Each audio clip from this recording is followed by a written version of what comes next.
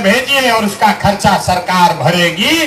बिहार में तीसरी पार्टी के रूप में उभर रही जनसुराग ने बहुत बड़ी दावे की है, बहुत बड़े दावे कर कर के लोगों को संबोधित कर रही है और बहुत कुछ बताने की कोशिश कर रही है कि हम क्या क्या बिहार में बदल के रख देंगे और क्या क्या चीज़ें तेज होने वाली है। और उसको लेकर के कहीं ना कहीं तेजस्वी को या तो नीतीश को पूरी कटाक्ष करते रहते हैं, पूरी घोर निंदा करते रहते हैं और अपनी पार्टी को 2 अक्टूबर लॉन्च करने का जो डेट रखा है उससे पहले इतने सारे वादे कर दिए हैं, ऐसा लगता है कि वादा कहीं भारी ना पड़ जाए। आइए इस वादों को समझने की कोशिश करते हैं, आइए इस मुद्दों को समझने की कोशिश करते हैं बारी बारी से कि ये क्या क्या वादे कर रहे हैं। अगर बिहार में ऐसे वादे किए जा रहे हैं चुनाव से पहले, अगर वादे कितने सच होते हैं, कितने खोखले होते हैं, आप हमें जरूर कमेंट कर करके बताइएगा। फिलहाल एक एक मुद्दे को समझने की कोशिश करते हैं कि क्या ये सारे वादे कितने सच हैं। सबसे पहले 2025 में जनसुराग आने वाला है, इसकी पहले दावा कर चुके हैं कि हमारी ही सरकार आएगी 2025 में। चलिए, ये तो दावा तो खैर समझ में नहीं आता है कि कौन सी पार्टी जीतेगी कौन सी पार्टी नहीं जीतेगी। फिलहाल उन्होंने दावा ठोक दिया है कि 2025 में हम सरकार बनाएंगे, वो भी जनसुराग का। दूसरी बड़ी बात है कि उस दावे में क्या क्या लोगों के देंगे, बिहार वासियों को क्या क्या सौगात है। तो उसमें सबसे बड़ी सौगात, सबसे पहली वाली जो सौगात है, इतना आपके घर का सवांग है, जवान सवांग जो मजदूरी करने बाहर गया है, उसको 10 से 12 हजार रुपया के रोजी रोजगार का व्यवस्था यहीं बिहार नहीं काम करते हैं, उसको तो अच्छी रोजी रोटी और लाइफ मिल जाता है। लेकिन यहाँ के लोग जो मजदूर हैं, किसान हैं, जो किसी तरह से अपने पैसा इकट्ठा करते हैं, घर की रोजी रोटी चलाते हैं, घर के परिवारों को शिक्षा दे पाते हैं, पढ़ाते हैं और पेट काट के किसी तरह से सारा सब कुछ भरपाई करते हैं, अगर उन लोग घर से बाहर मजदूरी करने जा रहे हैं और वो भी पैसे उतने नहीं मिल रहे हैं, उनके लिए खास कर करके उन्होंने एक मुहिम छेड़ी है और कहे हैं कि उन सारे मजदूरों भाइयों के लिए कम से कम 10 से 12 हज़ार की रोजगार दे पाएंगे। काफ़ी कुछ ध्यान देने वाली बात है। 10 से 12 हज़ार लोगों की रुपये मंथली की रोज़गार देना कितना आसान है, कितना सही है, ये काफ़ी कुछ हमें भी पता है, आप लोगों को पता है कि कितने भी ऐसे गांव में कितने सारे मजदूर हैं जिनको 5 से 6 हज़ार रुपये के लिए तरस रहे हैं और कितनी कोशिश कर रहे हैं। दिन भर मजदूरी दिहाड़ी करने के बाद 400-500 रुपया मिलता भी है, तो वो भी ज़रूरी नहीं है कि कल का काम मिलेगा कि नहीं, परसों का काम मिलेगा कि नहीं। कुल मिलाकर के 30 दिन भी वो काम कर पाएंगे कि नहीं, उस 30 दिन में क्या क्या उनको मेडिकल से भी प्रॉब्लम्स होती है, फिजिकल लेवल पे भी प्रॉब्लम्स होती है, किसी न किसी दिन तो रेस्ट नहीं लेते हैं, तो कुल मिलाकर के उतना नहीं कमाते जितना कमाना चाहिए।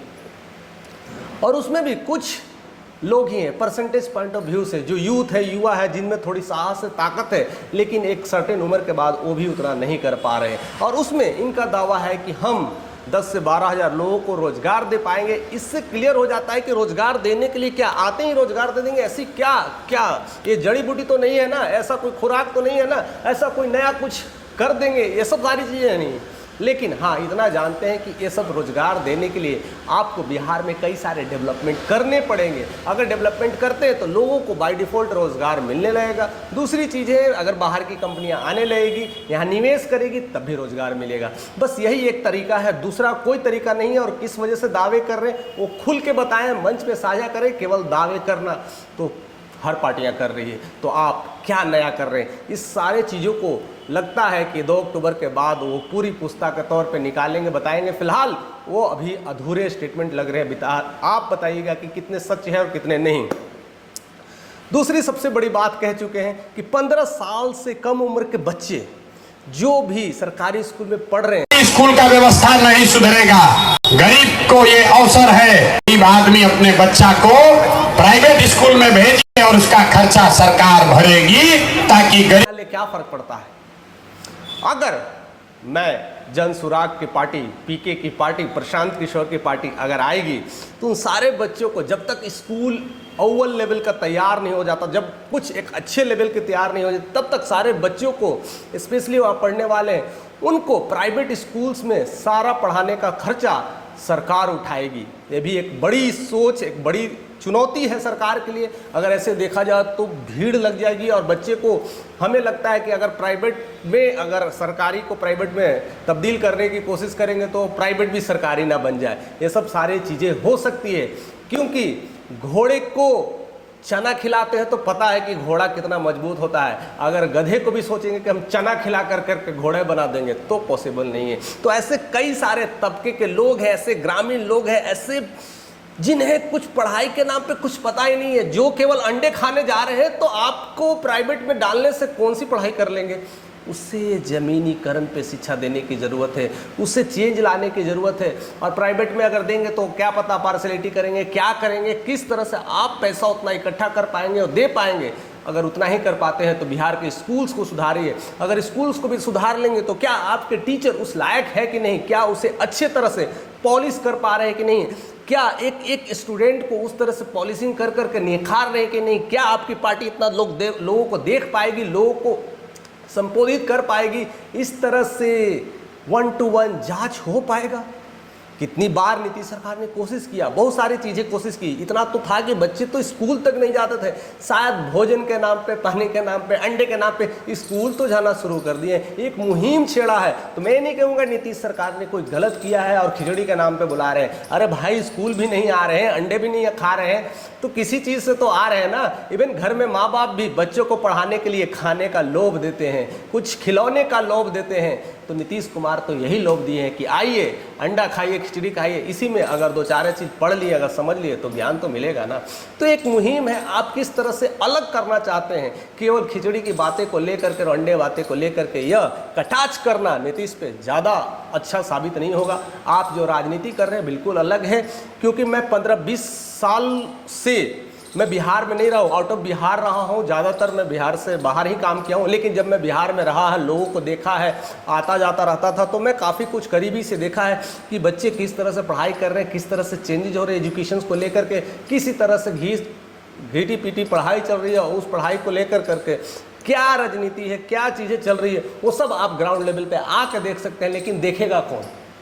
क्या पीके प्रशांत किशोर खुद आकर के देखेंगे? क्या उनकी टीम उतनी सक्षम है को आकर देखेंगे? क्या उसके टीम में सारे लोग उस तरह से टीचर से संबोधित कर पाएंगे? और कर पाएंगे तो उस तरह से आंकड़े ले पाएंगे या उतना बारीकी लेवल पे कर पाएंगे?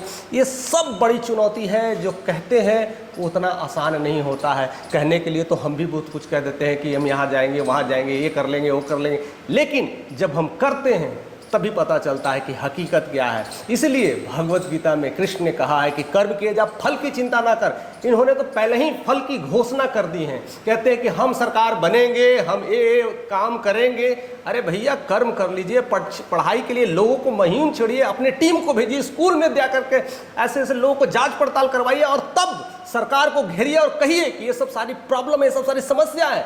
केवल वादे तो सब करते हैं, हम भी वादे कर करके हम भी इलेक्शन में खड़े हो सकते हैं। क्या आप हमें वोट देंगे?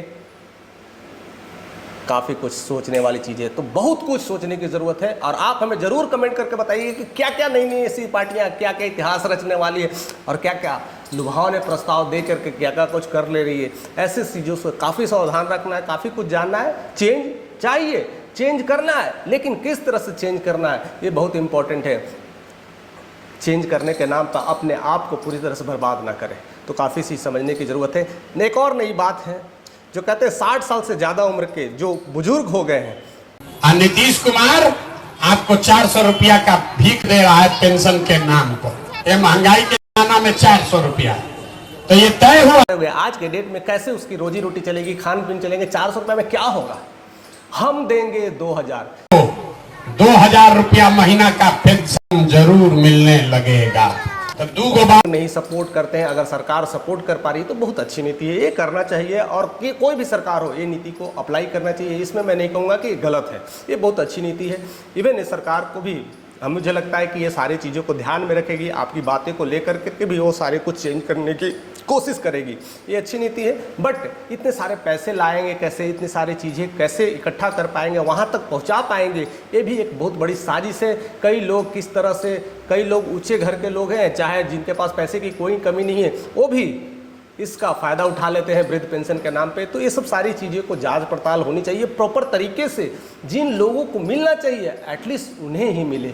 ऐसे ही सबको दे देंगे तो सरकार के तो पास ऐसे पैसे नहीं रहते, तो और कहाँ से पैसे बांटेंगे? 2000 रुपये बांटते रहेंगे ना, तो शायद पैसे ही बांटते रह जाएंगे और कुछ कर नहीं पाएंगे। उस पैसे का सही में अगर आपको देना ही है तो गाँव में मुफ्त इलाज व्यवस्था करा दीजिए, स्वास्थ्य की व्यवस्था करवा दीजिए। जो भी बुजुर्ग लोग हैं कम से कम वो फ्री में इलाज करा पाएँ, इससे ज़्यादा तो ज़रूरत नहीं है। उससे ज़्यादा तो उनके इलाज में खर्च हो जाते हैं। 400 500 हज़ार दीजिएगा, उनके महीने के दवा दारू में खर्च हो जाते हैं। तो आप वो दीजिए ना, पैसे दे करके क्या करना चाहते हैं। तो काफ़ी कुछ चीज़ें हैं जिस पे ध्यान देने की ज़रूरत है। उससे एक और बड़ी बात है जो बात करके खास करके मज़दूरों को लेके कही गई है कि मज़दूर लोग जिस तरह से काम कर रहे हैं, बाहर काम कर रहे हैं, खेती बाड़ी कर रहे हैं, खास करके किसान लोग हैं, उनको उसका आमदनी के हिसाब से आय नहीं मिल पाता है। तो हम एक नया करोगे तो मजदूर का जो खर्चा है वो सरकार की ओर से, मनरेगा की ओर से आपको मुफ्त में मिलेगा।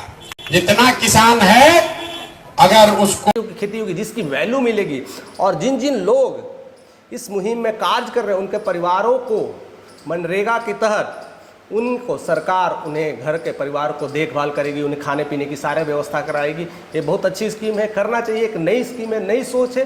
फिलहाल उस पर भी काफ़ी कुछ देखना पड़ता है। ऐसा नहीं है कि आप बिहार के कोने कोने में सेब के फल लगा देंगे, सेब के पेड़ लगा देंगे तो सेब फलने लगेगा। जहां आम की ज़रूरत है वहां सेब नहीं फलता है। लैंड को भी देखना पड़ता है, जलवायु को भी देखना पड़ता है। केवल कहने और करने से नहीं होता है। आप मसाला की खेती करेंगे, होगा नहीं। मैं कितने बार सेब के पेड़ लगाने की कोशिश किया है, एक बार भी पेड़ बढ़ नहीं पा रहा, समझ नहीं पा रहा कि पेड़ बढ़ूँ कि नहीं बढ़ूँ, किस लेवल पे कहाँ पर क्या करना है। बस ऐसे ही बोलने से नहीं होता है कि हम खेती करवाएंगे मसाले के, हम खेती करवाएंगे काजू के।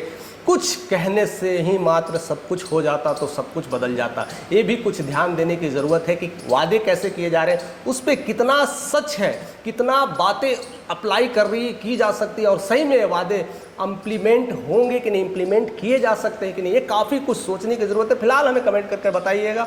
और एक और बड़ी बात है जो खास करके बिहार में नीतीश कुमार ने एक मुहिम छेड़ा है। जो भी घर में महिलाएं हैं जो काम करना चाहती है तो उसको जीविका के तहत कुछ लोन सोन की व्यवस्था की गई है। और उसमें जैसे पीके का कहना है कि ये सरकार महिलाओं के साथ थोड़े पैसे दे करके उसके ज़्यादा ब्याज ले करके 2-2.5% ले करके खून चूसने का काम कर रही है। तो इसमें भी महिलाएं उतना दे नहीं पाती है और फिर वही कंगाली, वही गरीबी, वही सारी चीज़ें आ जाती है। अगर मैं रहूँगी तो जीविका के नाम पे, अगर मैं आऊँगा सरकार में तो हमारी पार्टी बहुत कुछ करेंगी। और जीविका के नाम पे सारे लोगों को, महिलाओं को कम से कम सालाना 4% पर, खाली 4% ब्याज पर, साल भर में 4 रुपया ब्याज पर महिलाओं को पैसा मिलेगा, ताकि घर घर महिला रोजी रोजगार ना देनी चाहिए। इसको लेकर के जो महिलाएं हैं शायद काम कर सकें, लेकिन जो ग्रामीण स्तर पे सब सारी चीज़ें हैं उसको देख रेख करेगा कौन, उसको सारा विजुलाइज कौन करेगा कि रैली में काम हो रहा है कि नहीं, केवल पैसे उठा करके कोई और पार्टियां काम कर रही है। ये सब भी काफ़ी कुछ चुनौती बन गई है, काफ़ी कुछ देखने की ज़रूरत है। केवल कहने मात्र से कुछ नहीं होता है, एक बार ग्राउंड रिपोर्ट पर जाना चाहिए।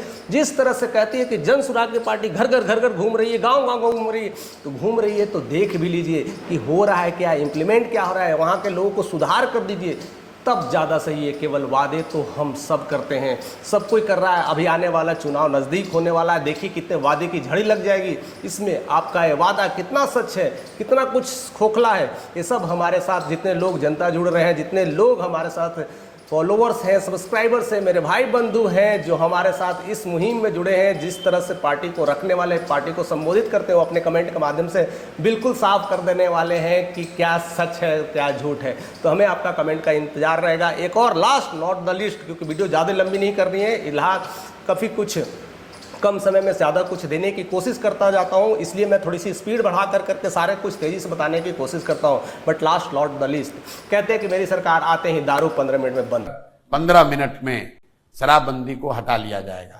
उसकी वजह भी मैंने नीतीश सरकार ने भी यही कहा था, मैं दारू बंद करवा दूंगा। उसी की वजह से उन्हें 15 में पूरी अच्छी वोट मिली थी और जीते थे और काफ़ी कुछ नाम हुआ था। लेकिन आपको पता है कि अब दारू की होम डिलीवरी हो रही है, लोग कैसे कैसे बेच रहे हैं, किस तरह से बेच रहे हैं, इसमें पुलिस मिले हुए, बहुत लोग मिले हुए हैं और एक बहुत बड़ा माफिया राज चल रहा है। आप कहाँ तक बंद कर पाओगे? आप सोच रहे हो कि हम बंद कर पाएंगे, क्या आपकी पुलिस सही में बंद कर पाएगी?